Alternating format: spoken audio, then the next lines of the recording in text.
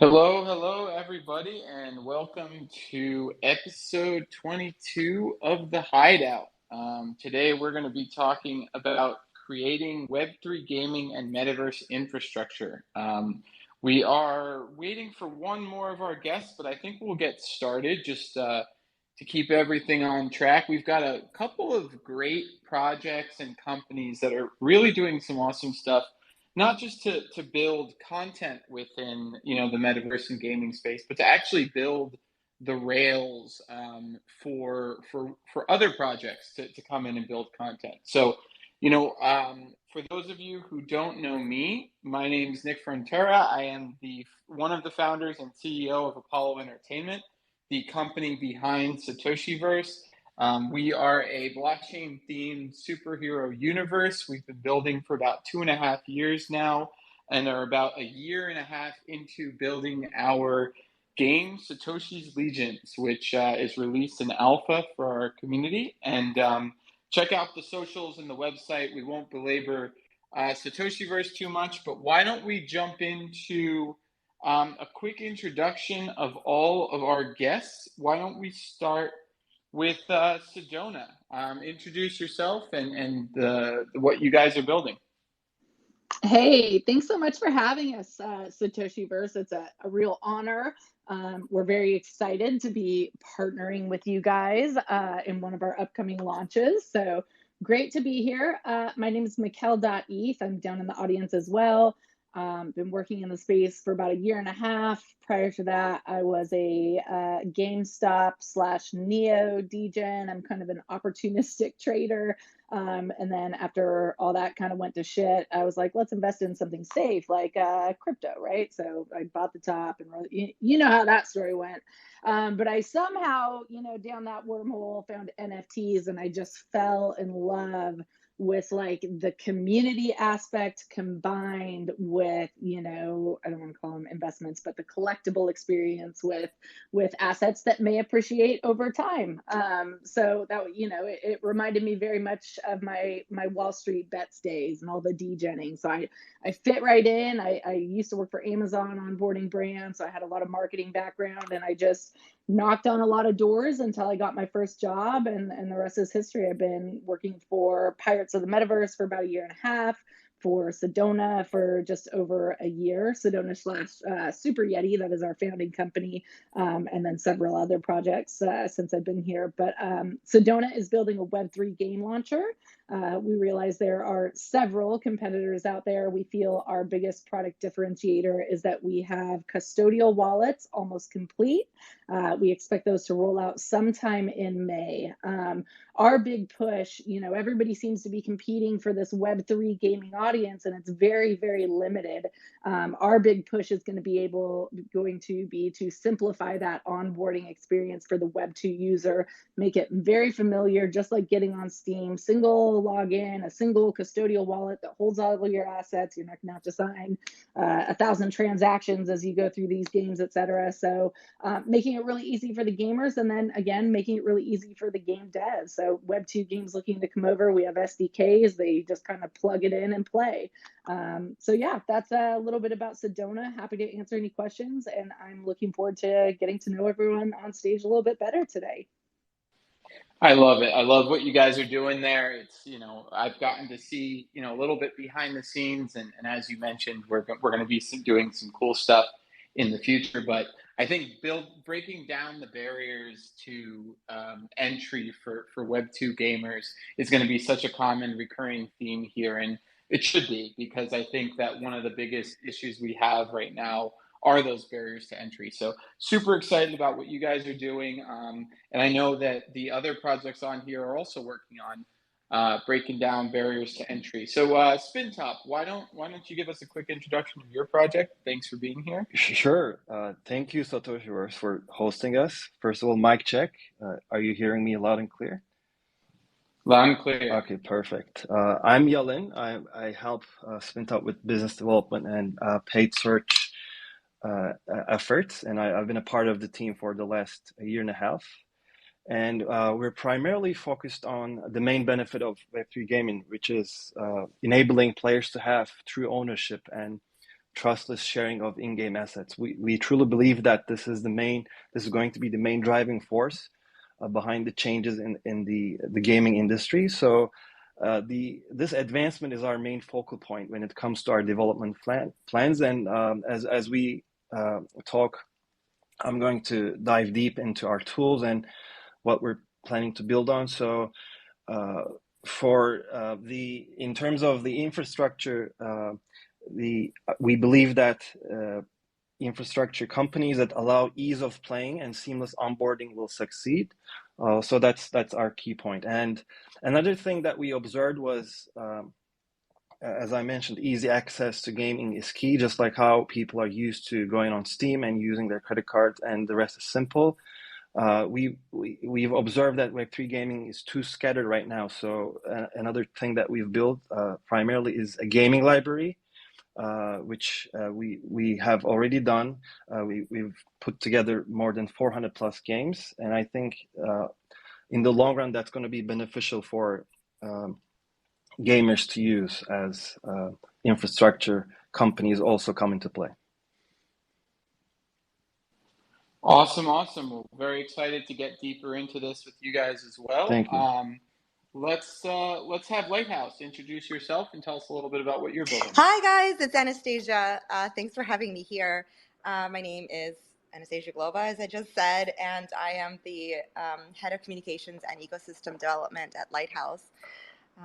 So Lighthouse, just briefly, is a Metaverse search engine, and we index more than 26 different worlds, over 220,000 unique experiences across all of the main Metaverse environments that you could think of, as long as they're decentralized.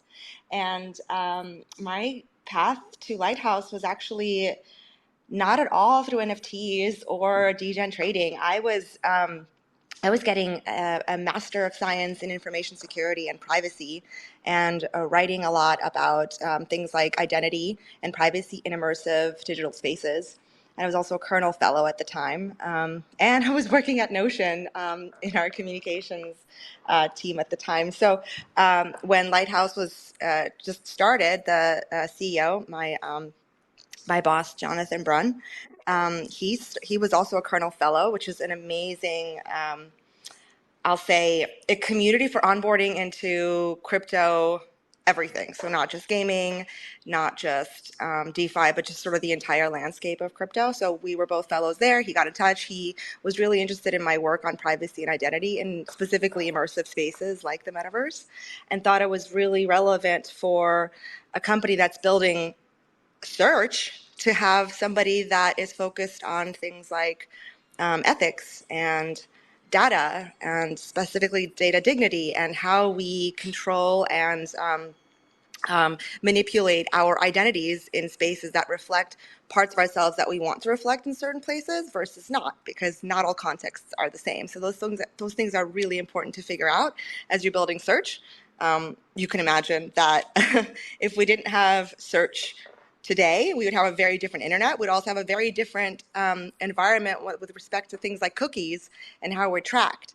And so just like knowing that the founder of a search company is thinking about things like that from the get-go was enough for me to say, you know what, I don't have to be at Notion. I'm going to start building search from scratch for, this new millennium. Awesome. Well, thank you so much for joining us. Last but not least, how about we, Spencer, you introduce yourself, and then we'll hop into the questions. Sounds good. Yeah, so my name is Spencer Vogel. So I've been working on the business development and strategy side of things at Satoshiverse and Apollo Entertainment for the last couple of years. So I will be the host today for our space. And so we'll start off with a question for everyone. And I'll call on someone to start, and then you guys can just jump on in. And then after that, we'll get into some individual questions for you guys, and then maybe jump back into another question for everyone if we have time at the end. So jumping into our first question. So what do you think is the most important infrastructure that needs to be built for Web3 gaming to take off? And maybe Yalin, why don't you start us off? Yeah, sure. Well, first and foremost, for Web3 gaming to take off, I think there needs to be fun and high quality games in the market for players to enjoy, which admittedly hasn't been the case so far.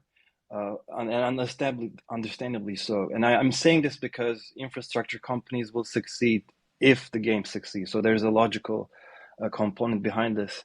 And it's not easy to develop such games, and game developers need strong incentives to build the future of Web3 gaming. And developers and studios are in the process of experimentation right now in terms of player onboarding experience, in-game economic models, analytics stack, user acquisition and attribution models, and also funding for game developers, particularly indie studios, is key because they're more able to take risks.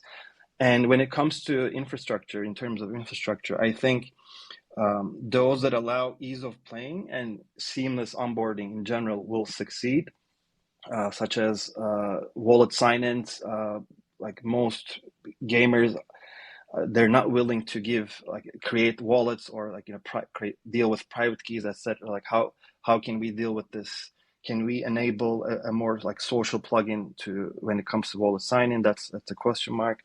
And another thing to tackle is games being on multiple chains or gas fees for transactions. So these are the hurdles that needs to be overcome by infra solutions. And those who I think focus on these will be able to succeed.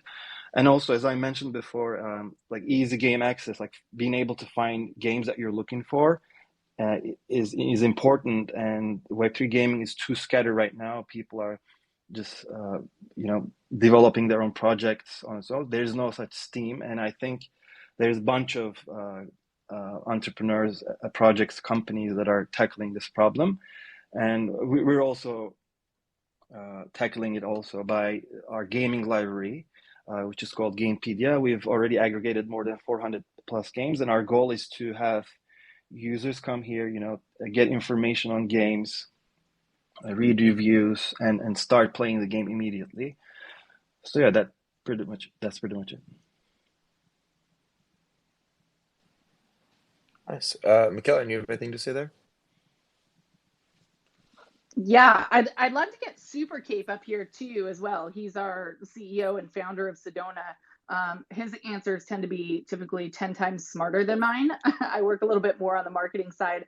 But I think you said the question was, what are the hurdles to mass onboarding, correct, into the gaming ecosystem? What do you think is basically just the most important infrastructure that needs to be built?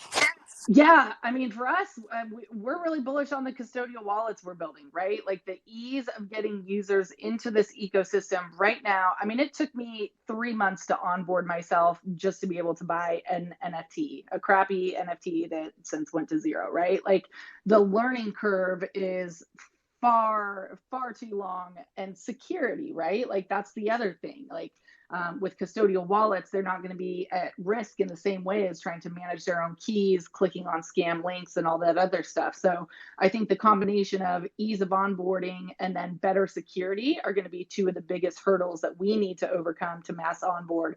And then I'm sure Cape has plenty to add to that. Hey everyone. I think she said it really right. I do believe that just just doubling what she said, making it easy for people to jump in to play a game. A lot of us, I think NFTs did a lot of good job at creating self custody, and that is super important for owning and Spintop was talking about ownership and all that. I think it's really important. But also for a lot of casual players, they just want to log in, they just want to single sign in and play their games and having it used. Right now, if you want to play an array of Web3 games, it's pretty confusing. You've got to download different wallets, you've got to do this, you got to do that, and I think that's just really going to be a hurdle for new folks coming in. I always like to see the waves of crypto, right? We first had Bitcoin, and then we had ICOs, and then we had DeFi summer, and then that quickly kind of moved into NFTs. And each of these waves have gotten smaller and smaller. And in a lot of ways, there's also been a lot of scams throughout the way, but also there's been a lot of interesting ways of making technology easier in blockchain. And my hope is that with the gaming wave, that will really be much more simpler, and that will allow actual millions of people to come in. We're so small. Everyone, I think most of us understand that, right? There's less than a million active daily players right now in Web3. playing games. But they're packing a punch. They're doing like almost $1 billion in total revenue. So I think that there's a lot of opportunities for Web2 players to come in, and seeing the talent. That's like the coolest part that like we have is like we get to see all this like flow of like all the cool like game devs like Satoshiverse and all them doing like cool stuff. And it's like, wow, it's amazing to see everything coming together, and how that will relate to ease of use of people being able to play games. I think that's all got to like come together. Yeah, I have to say that I completely agree. I mean, from the developer perspective, and I'm not technical, but now I've kind of been seeing this from high enough level, both as a gamer and as a developer, to really start to see what our biggest challenges are. And I think it's twofold, at least from my perspective. The custodial wallet situation is, to me, the number one. And when we already saw, I think we have a really good example that we can look at, just looking back a couple of years in what happened with art NFTs and collectibles generally. When I got involved in the space in 2017, no one could even figure out what an NFT was, how to own one, and kind of like what's happening now with ordinals, and things are starting to get up to speed a little bit. But back in those times, it was a very select niche that could even interact with this because the barriers to entry were so high. And come early 2020, you had Super Rare and platforms like Maker's Place that were doing some really cool on-chain art, but the custodial rails weren't there for the average user to just come in. And then Nifty Gateway came along and basically changed everything, right? You had all the custody rails were there, the ability to easily just go in with an email, create a Nifty Gateway account, use a credit card, boom, boom, boom, boom, boom. Now you had every artist on the planet, celebrities, whatever, for better or for worse, right, coming on and creating NFTs. And that really, to me, is what poured lighter fluid on the NFT boon. And I think until we have those same rails within NFT gaming, we just won't see that massive acceleration that we're hoping. But we also saw that once those rails were set, people really understood, caught on, and really started to engage with the technology. And so for me, that was probably the biggest moment in art NFT history, was when those rails were put together so that the average consumer could come in and collect things easily. And I think it's going to be the same thing for gaming. Now, one of the other issues that is more from the developer side, and specifically developers who are trying to build these higher fidelity gaming experiences in clients, is not just having a non-custodial wallet, right? I guess a non-self custodial wallet, but also not being required to interact with a browser in order to sign transactions. Essentially having some sort of either SDK or direct interaction between the game client and the blockchain, which right now we've had to design extensively to work around this, because essentially right now even Web3 native users are all signing from a browser wallet. Some are signing from mobile, but the vast majority are signing from a browser. So you almost have to separate the experience. I think it's going to be key for Web2 gamers, or just gamers in general, that the experience all lives within one gaming client, and that you can use all the tools that Unreal provides to enhance that gaming experience. So I know I've talked to the Sedona team about some of the stuff they're doing in that respect, but I'm really excited to see better solutions for developers to tap into, to keep all the blockchain functionality within the client and not need to go to a browser to to do those blockchain transactions. It's funny that you talk about this, because like 3 months ago we were fighting with a lot of folks because they wanted a browser extension for their game, and we're like, we promise you, like, browser games are dying. And they're like, no, we've had to do this. Browser games were built because blockchain didn't have client base, didn't have the solutions. And so we're so happy we don't hear that anymore. We don't hear anyone saying that they want browser based, like connections to sign a transaction. And so yeah, you're right. There's been a lot of a lot of progress come in the gaming space where there's a lot of folks who are like, yeah, like I want to play the game on client like I'm used to with Steam, and it has everything there. And I think that custodial wallets do help with that because you can really speed up the process based on it's not based on what chain you're on. You have to switch chains. You can just basically just sign where the developer wants the user to sign.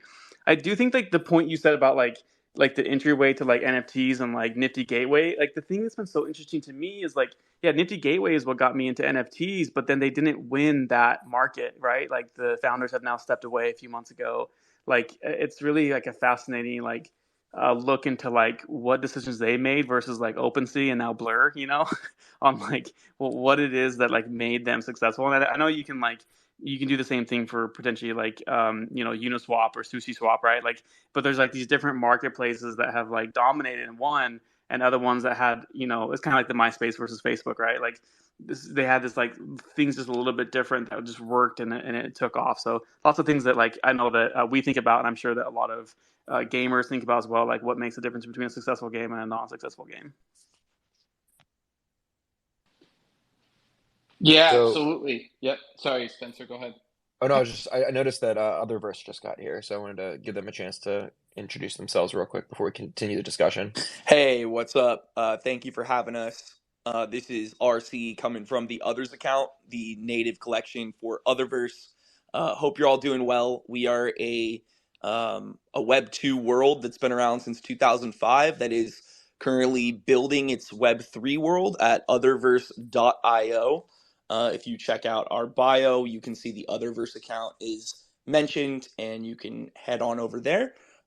Created by Brian Schuster. He is our founder. He's pretty much like a Web1 OG. He's been around flipping domains and building, HTML websites since 95. And Jake is actually on a call with him right now, so he couldn't be here, but happy to be here, happy to be talking with you guys and sharing more about the project. But just wanted to introduce us, say hello, and I can for sure tell you more in a little bit whenever you're ready. Awesome. Real excited to have you. Seriously, thank you for inviting us. We're happy to be here and love what you're doing. Anastasia, do you have anything to add to that question before we move on?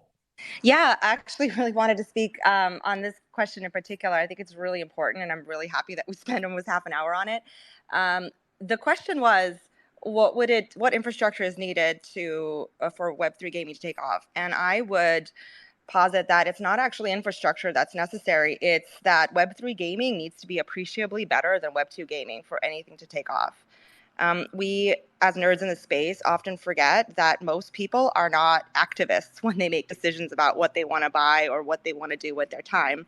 They just want to have a good time doing it and make it easy, right? So, people aren't attracted to Web3 or crypto because they want to make a stand against centralized power and authority. They're just okay, well, this is a different environment. I wonder if it's going to make my life easier. And if it's not, then I GAF, right? And so until the graphics are better, until storylines are much more interesting, until compute is more efficient so that you can process more transactions faster, and it's just the overall game quality increases, I don't think that any amount of infrastructure is really going to make a difference. Now, provided that we get to that point, that I do think the most important infrastructure is actually the ability to log in any way you want to do that. And so that's, I'm paid to say that the thing we really need is search, and that's true. But one of the things that we're doing at Lighthouse is, in order to help you find your way around the metaverse or game experiences, that you don't need to have a wallet. You can, but you can also use your email. And so when we figure out some way to bring your identity with you, and we abstract away whether it's self-sovereign identity or soulbound tokens or NFT gated or email gated, when that's seamless for the user, that is going to be an important unlock. But really the biggest thing that's going to bring people is that the user experience, the good times are better than somewhere else, because people aren't making decisions based on Web2 or Web3. They're making decisions based on where's the better, time value for money, right? Yeah, I mean, I think that's such an important point, right? And I think I would slightly recharacterize it in that we have to be able to effectively communicate what the value add for Web3 is, right? Because I think it would be, a dream to think that we're going to, as indie studios developing in this space, be able to create better content than Activision or some of these major AAA gaming studios that have their system and are running with it, right? But if we can effectively convey the value add, which is decentralized ownership of assets, in my opinion, for Web3 gaming, I think that's where we will start to see consumers demand this sort of infrastructure be implemented. And then I think just as importantly, we need to develop sustainable revenue models for developers, for AAA developers who are, very comfortable just creating, one-way walls to all the content, sales and whatnot within their game. We need to create some sort of incentive system that will actually get these developers to start to use Web3 technology, right? There has to be a viable argument for those spending hundreds of millions of dollars on content creation to incorporate Web3 within their project, or it'll never, get off the ground. And I do think that really is going to need to come from the gaming base, right? So, while I agree that we really do have to focus on creating great games, great experiences, and with certain products, there's probably different value adds, right? But specifically with regards to gaming, it has to go. We have to be able to convey that more abstract conceptual value add. The how would you like to own all your items, your progress, your the hours you spend playing this game, and then we have to have something that at least can hold water to what these other games are building, these Web2 games from a content level. And then I think users will start to see that value proposition, right? But we have to get them in the door, and I think getting them in the door has to be what I think is going to be a somewhat slow and growing demonstration of the value prop of Web3, because if people are going to keep playing Xbox, people are going to keep playing PlayStation, they're going to play Fortnite, they're going to play Call of Duty, they're going to play Diablo, and to think that a Web3 game and or an indie studio can build the next Diablo, would be tough.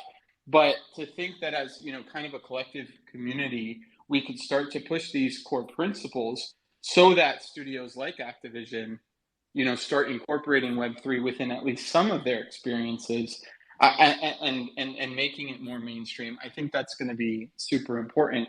But I do think it's going to be a bit of a struggle to get there, and that value prop is going to have to become a lot more clearly conveyed.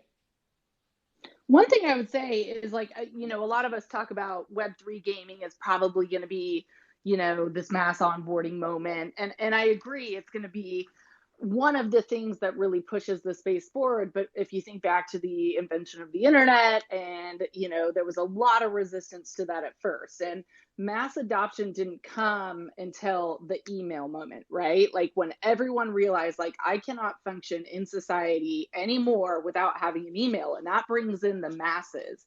I don't see gaming as being that moment. There's some other use cases that have been talked about, right? Like driver's licenses on the blockchain. I know California is putting titles on the blockchain. I think it's going to come from a different sector. That moment where everybody realizes, like, hey, I am going to need a wallet to function in daily society.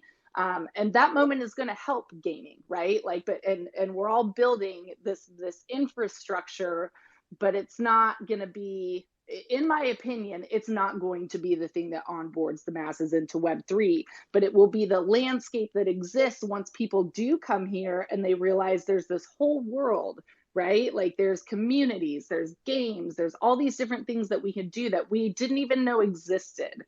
So I guess I just kind of digress a little bit on some of those points. Another thing that I think to add, is it Sedona? Yes. Yeah, Mikkel. Okay, cool. I think sign in with Ethereum is something big. Like if you look back to when Facebook, like sign in with Facebook was implemented everywhere, um, that was really how Zuckerberg kept Facebook relevant and kept it where people are like, damn, I need my Facebook account because I have it attached to these 3 different websites that I log into every day. And it's like, people love their ENS domains. I own several ENS domains. I think it'll be cool one day when Walmart or whatever lets you sign in with ENS and pay in Ethereum. And I think we're not far off from something like that. And I think sign in with Ethereum could be that pivotal moment that you're hoping for and that we all are hoping for mass adoption. 100%. I love that idea. All right, so I want to move the discussion along to some individual questions here. So the first question is to Spintop, and Sina, and sorry if I'm not pronouncing it right, let you jump in too, since I just saw that you joined the stage.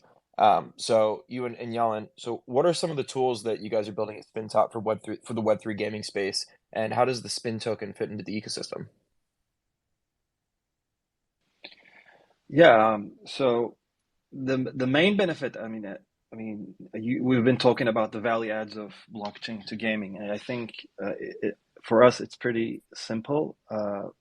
You need to own what you pay for. It's estimated that $65 billion were spent on a global scale by players for additional in-game purchases, and do they truly own this stuff? Currently, no is the answer.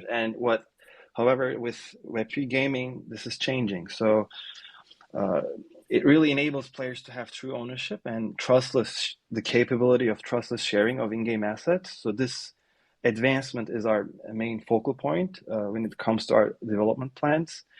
So at Spintop, we're developing tools and the environment for sharing game assets, owning and managing those assets collectively with your friends and colleagues. And we use 3 types of technology to make this happen. The first one is called NFT wrapping. It enables sharing assets without changing the owner. So the asset owner can ascribe the corresponding asset to another user. So essentially, an NFT owner lists the NFT. The NFT is wrapped, and the player can trustlessly grab this and use this NFT in the game. And the gaming wallet that we're working on is using Econ abstraction. So this shared assets output can be programmed trustlessly, enabling the revenue to be shared among the player and the NFT owner automatically. And we're also working on a DAO factory in the hopes that like-minded people can come together, join their forces, and share their assets. So these assets can be owned, managed collectively, and while to be used individually. And the way we envision how we can onboard these players and acquire them is with the aggregator gaming library that we've already built, which again is comprised of more than 400 games. So imagine we will position this as a funnel because it has game guides and assets for each game and direct links for players to play the games. So really, again, focused on the true ownership and trustless sharing of in-game assets. And these transactions will occur with the usage of Spin. And we also have staking and farming options on our platform. There will be inventory slot upgrades via Spin burning. And if players want to join the IDOs, they will be able to do so also from Spintop. Beautiful. Thank Thanks. you. So next question is to Anastasia at Lighthouse. Hi. So how is Lighthouse making the metaverse more accessible for everyone? Oh, well, in order to be able to access something that, like, let's just look at what that word means. It means that you know where to go to find the thing you're looking for. Otherwise, it's inaccessible. Like, imagine, boxes in your basement. If you have no idea where the thing is that you're looking for, it's effectively inaccessible, right?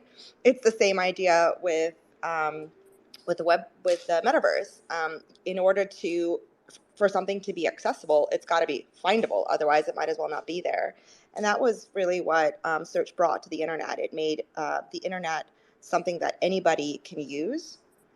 instead of having like the reason that we were able to move away from like the gated AOL era and just to like the regular open internet is because you didn't need to use keywords anymore to like use the AOL gated walled garden. You could just search for things. Prior to that, you would have to like know the specific URL. You'd have to interact with protocols. It was really difficult. So search really unlocked the entire internet for everybody. And really, Web3 is no different. It just doesn't really have an easy way to aggregate everything and search everything. And so it remains kind of behind this veil that only people that are in the know understand how to navigate. And that's really not a winning proposition when you're talking about onboarding, several billion new people. You've got to make it easy for people to find what they're looking for. And so we're building the most obvious thing ever, a search engine for a very different type of rail infrastructure.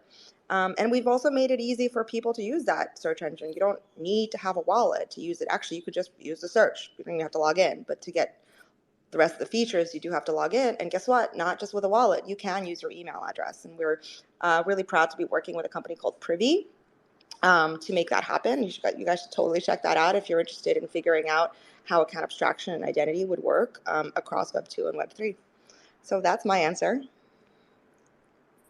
Great. Thanks so much for sharing. Mm-hmm. So next individual question, we're going to throw it to JD at Otherverse. So what are you building at Otherverse, and how does it differ from other metaverse experiences? Thank you again for having us. So what we're building at Otherverse is a photorealistic world on the blockchain. And how does it differ from other metaverses? Well, number one, you can already see the rudimentary creations of Otherverse, like the classic world. You can go enter it right now at otherverse.com. Of course, it's not on the blockchain, but the biggest thing I would say is time on the market. Brian Schuster and his partners, like I said, they've been building virtual worlds since before, like they launched in 2005. They've been building since before that. So they have about 20 years in the metaverse game, as well as Brian's patent portfolio is massive. He started patenting various functions. All right, my phone just rang. He started patenting various functions of the metaverse.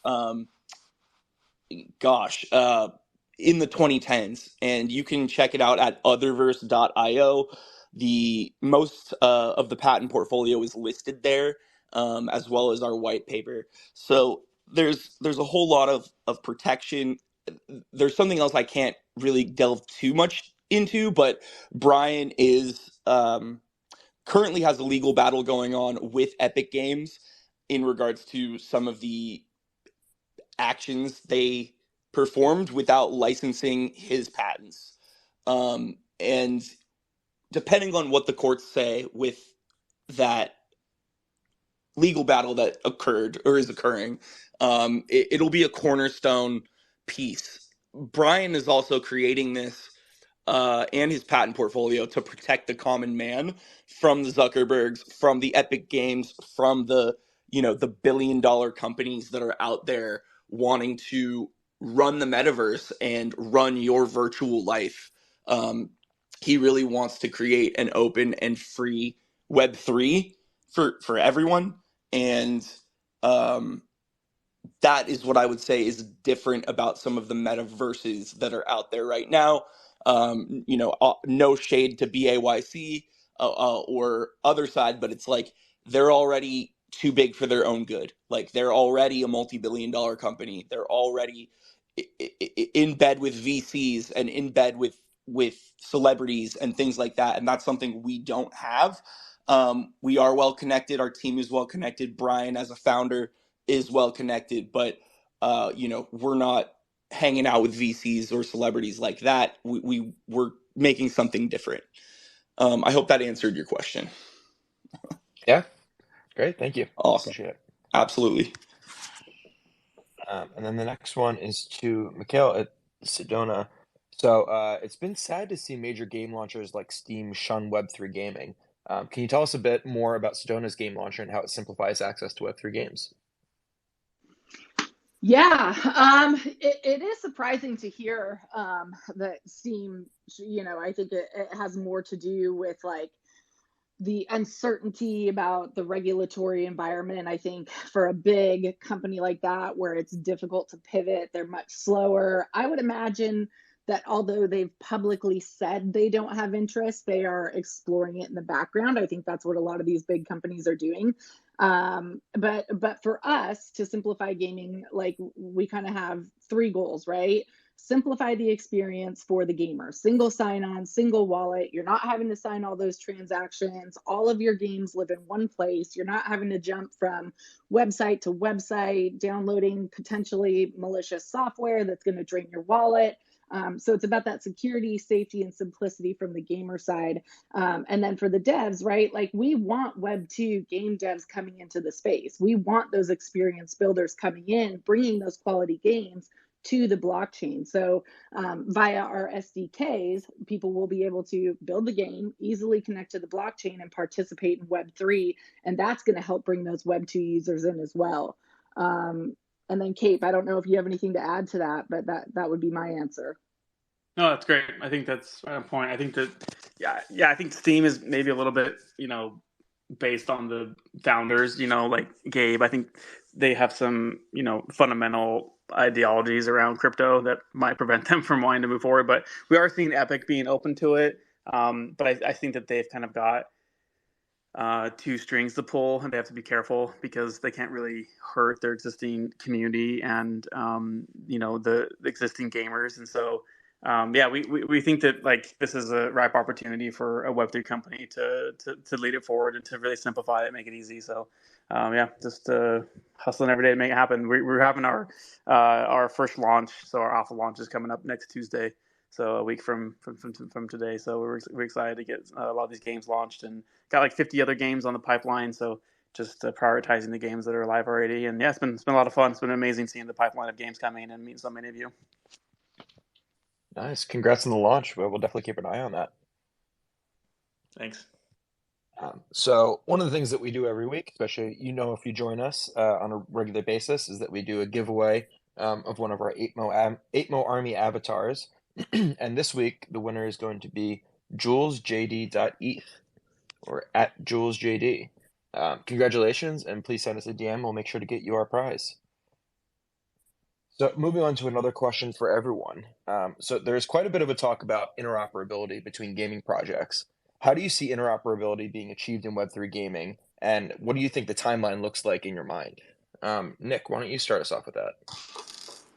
All right, so that's a heavy question. Interoperability is tough, right? Because it can mean totally different things to totally different people. You have to really think about scope and what it really means for something to be interoperable, right? But I think in the relatively near future, we're going to start seeing the rails for interoperability be built and really come into play, right? So the Web3 already creates some degree of rails for interoperability, in that you have ways of verifying ownership outside of a closed system, right?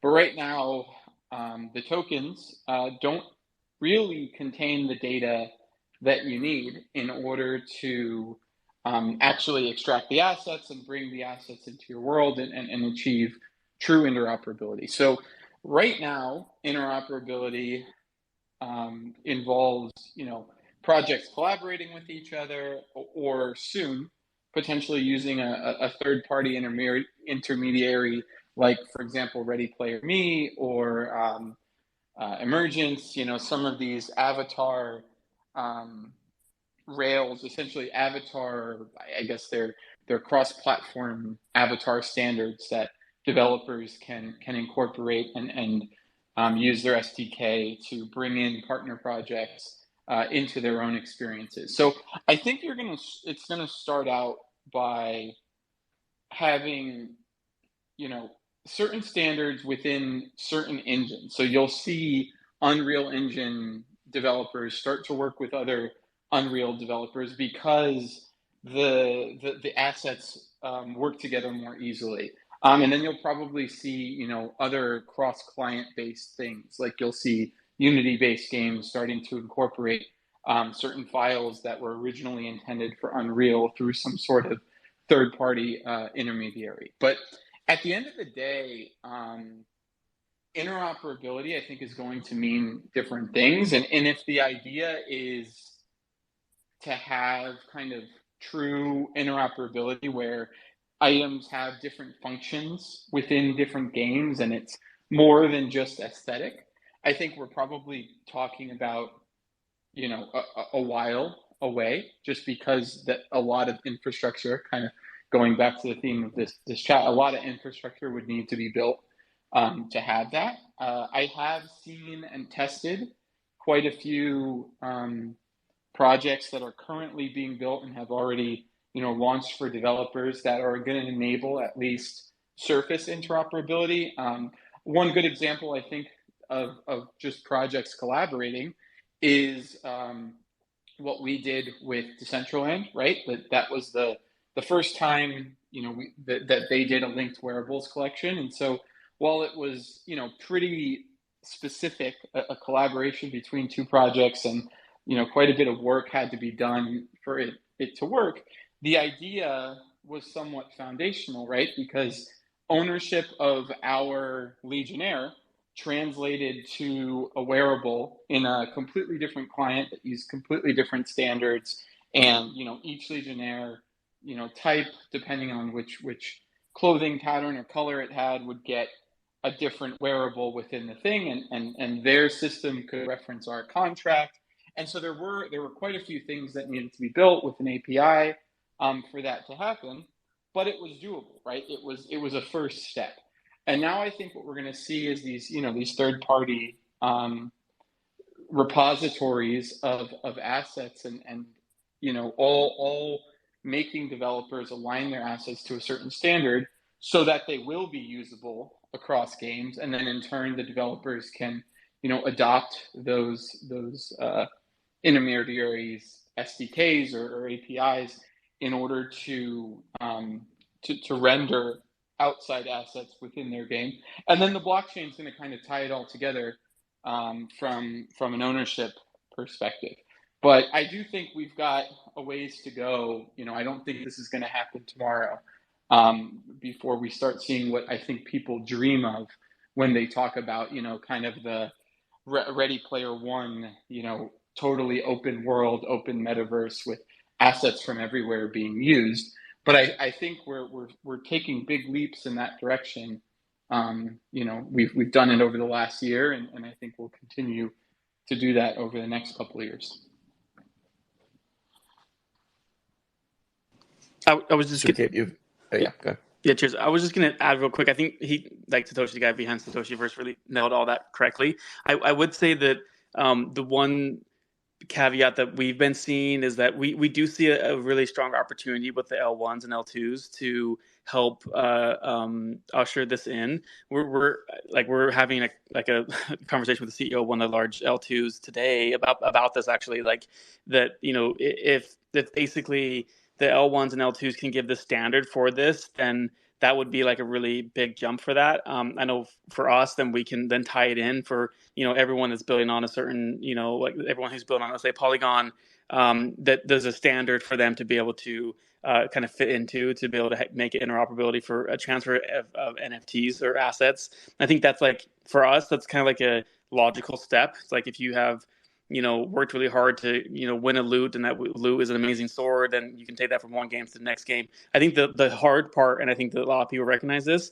is like, how do you get games to work with each other? And generally, like, if you look at past companies, like with like AR, right? Like Apple really led the standard, and then everyone else kind of just like stopped, and they just like everyone followed the standard that Apple gave for AR. So I think like something needs to like basically say this is the standard, and everyone is like, okay, got it, and then build around that. Anastasia, you have your hand up? Yeah, I actually really wanted to underscore that there's very different types of interoperability, and it really depends what you mean by that. I think an important part of is asset interoperability, obviously, because if we want to kind of like increase the GDP of the metaverse or gaming, an asset that's bought in one environment can't just lose all of its value in a different environment. There's really no kind of incentive to invest in it then. But in order to have that, you need to build like neutral payment rails, right, that facilitate digitally native forms of peer-to-peer flows. But then you get into needing to have cross-chain bridges that are secure, and that's one of the biggest areas for security vulnerabilities right now is just bridging between chains.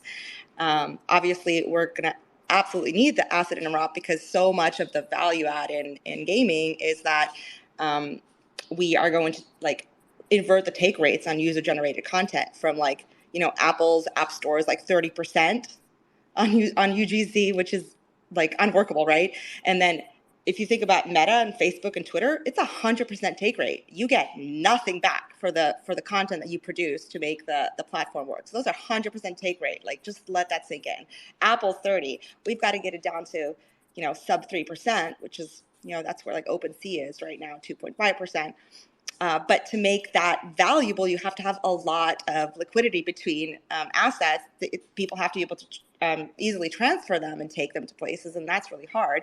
And then we're not even talking about interoperability for things like intellectual property frameworks that are respected regardless of which environment you flow into, so that you can take whatever you have bought somewhere else and the IP on that is respected. What about privacy settings? If you're moving between like 10, 100, 1,000 different environments, there's no way you're going to read a contract that says, okay, here's your like end user license agreement on how your privacy and your identity and your data is going to be used here. It all has to be interoperably accepted between all the different worlds. So there's a lot to interoperability beyond just how we treat assets and money. It's how we treat expectations around how we interact with each other, how our data is protected, how our privacy is protected, how our intellectual property is protected. And given how complex all of that is, I'm looking at, I don't know, at least a 10-year horizon. We wrote a really long report on this at Lighthouse last year. It's called The Road to Interoperability. And we go into depth on 10 different building blocks of what we're looking at as an open metaverse ecosystem. There's 10 different ways to look at interoperability. And I've barely scratched the surface at listing those out. So take a look at that. It's Road to Interoperability by Lighthouse. Yeah, if I could just expand quickly on, one of the points that you made. So when I got involved in the space back in 2017, I was an IP lawyer actually working in the entertainment and music industry. And one of the things that really got me excited about Web3 and NFTs were the possibilities for creating an IP infrastructure for interoperability, right? Because, as it currently stands, there is no tangible, property rights. There are no tangible property rights associated with digital assets, right? And NFTs have for the first time really provided a means of separating the IP from the property, right? The token. And I think that is such a significant thing that NFTs could potentially bring to the table from like a licensing perspective. And, just as an example, if I buy a T-shirt and it has, and I've used this example before, so forgive the people who have been in this spaces. But if I buy a T-shirt and it has a Metallica logo on it, Metallica has authorized the use of that brand label on that logo on that T-shirt, and I can take that T-shirt wherever I want. I can be in public places. People can film me. There's an entire framework that surrounds my use as a consumer of that Metallica logo on my T-shirt. And there's things like the first sale doctrine, which basically says that if I ever want to resell that T-shirt, I can advertise it. I can say it's a Metallica T-shirt, that it's official, that it's licensed, whatever it might be, in reselling it. And so there's none of that really exists, at least in the United States. None of that exists for digital property, right? For digital assets, almost, always those are handled through limited licenses, right? you're able to use this asset within this closed ecosystem. In gaming, it's even more limited, right? So in order for the open metaverse, the cross-platform assets to exist from a legal and intellectual property perspective, you have to have this separation of asset and digital, I guess, media IP, right? The media has to be separate from the token so that you can have property rights over something without necessarily owning the IP itself, which is something different. Obviously, there are projects that have tried to at least create rails for ownership of IP through an NFT. But actually, what I think is the more significant addition by NFTs and Web3 generally is this tangibilization of digital assets so that you don't have to own the IP, and so that courts can now look to the infrastructure that already exists for physical products and create an infrastructure for digital products, as we move progressively into a more and more digital world. And so I think I think it's significant. I think it gets lost in the narrative, and it's a lot of legal speak, but I do think it's going to become more and more important when people think about owning their items and what that actually means, right? What does it mean to own something? That just 100% on that. At Lighthouse, we talk about this in terms of frameworks for composable intellectual property, and that's just so key. I think because there's been a number of test cases already where the way that courts have ruled on kind of composing on top of NFTs and changing them, because that's kind of part of the like cultural expectation in Web3 is that you can compose on top of things, make them better, make them change them a little bit, but there's no real legal precedent for that. And so in the Hermes case, for example, that was in February, the courts ruled against kind of the NFT landscape because there was no precedent or like really any kind of intellectual property framework that protects the idea that is so native to Web3, where culture and user-generated content is what drives up the value of the original asset. And I know Andreessen Horowitz has done some work on this. They have looked at or posited something called a can't be evil license, which is kind of an iteration on Creative Commons licenses. So it's interesting to look at that. But basically, until we have a legal leg to stand on, it's really hard to see people investing en masse beyond like the usual crypto class investor. It's really hard to see people believing in their investments being safe in an NFT space that doesn't have legal protections for the most foundational part of it, which is that the assets are yours. I mean, we can talk about sovereignty all we want, but until courts can respect that, and courts will only listen to frameworks or precedent, there's not really that much that's going to get people to have the confidence they need as consumers to interact in this space.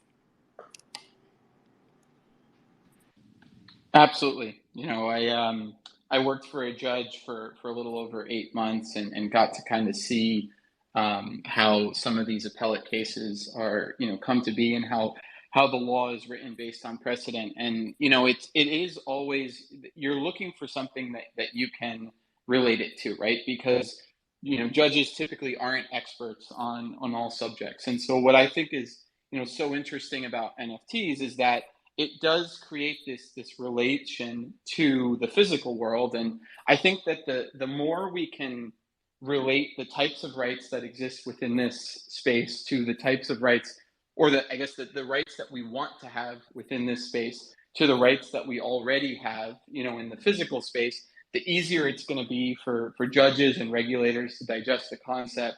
And we will actually start making those strides to having that infrastructure that we so desperately need. But the counterpoint is how slowly the courts and the system, the regulatory system moves on these sort of things. So clarity is probably something we won't have in the relatively near future on issues like this.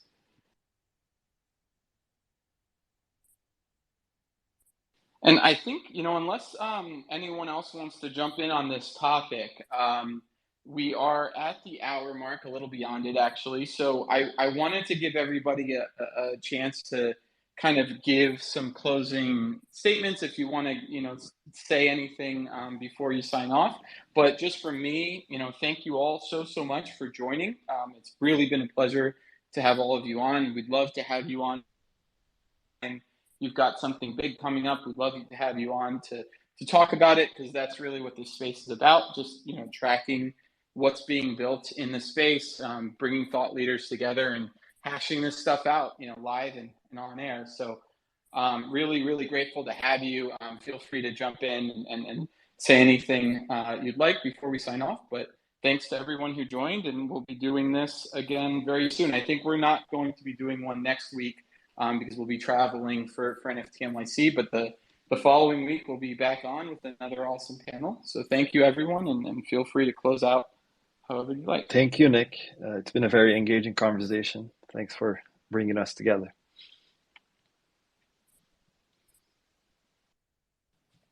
Yeah, thank you for having us. Can't wait for the next one. Love the way your spaces are set up, and can't wait to be a part of the next one. Yeah, thanks so much. I had a lot of fun.